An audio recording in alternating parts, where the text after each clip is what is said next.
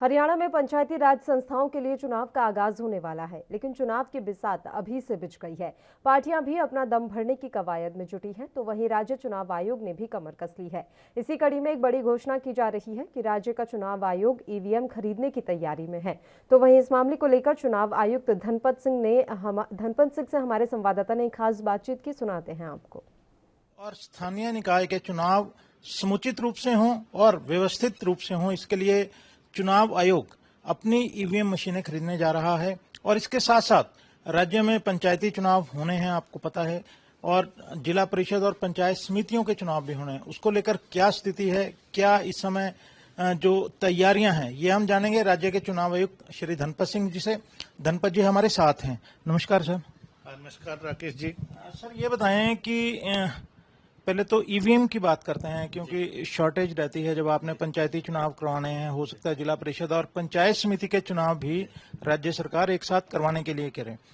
तो ईवीएम्स के लिए जो है चुनाव आयोग क्या कर रहा है? साधारणतः अगर हमें सारे चुनाव एक साथ करने हो तो हमें लगभग 75,000 ईवीएम्स की जरूरत होती है।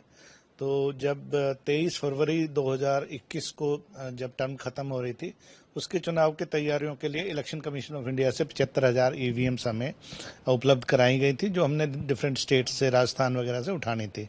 लेकिन अनफॉर्चुनेटली कोविड-2 के चलते हुए वो चुनाव नहीं हो सके और वो मशीनें नहीं उठाई जा सकी। उस समय बिहार के चुनाव होने थे मई जून में, तो इलेक्शन कमीशन ऑफ इंडिया के डायरेक्शन की वजह से हमने वो 75,000 मशीनें बिहार सरकार को, बिहार चुनाव आयोग को उपलब्ध करवा दी। और अनफॉर्चुनेटली वहाँ पर भी नहीं हो पाए चुनाव, क्योंकि कोविड लहर तो वहाँ पे भी थी। और अब वहाँ से हमें मशीनें नहीं मिल रही हैं, तो हमें इसमें दिक्कतों का सामना करना पड़ रहा है। तो लॉन्ग टर्म बेसिस पे तो हम अपनी मशीनें खरीदेंगे ओवर द ईयर्स। उसके लिए प्रोटोटाइप अभी बन रहा है। टेक्निकल कमेटी की मीटिंग थी चेन्नई में 10 तारीख को, और दोनों जो भारतीय इलेक्ट्रॉनिक्स लिमिटेड और electronic corporation of India limited, दोनों कंपनियों से बात चल रही है।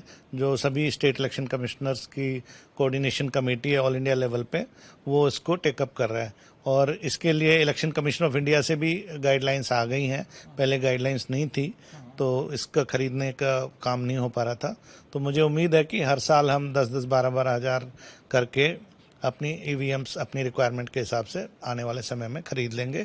बजट भी इस साल का 25 करोड़ हमारे पास उपलब्ध है, और आने वाले समय में भी राज्य सरकार की तरफ से बजट की कोई दिक्कत नहीं रहती।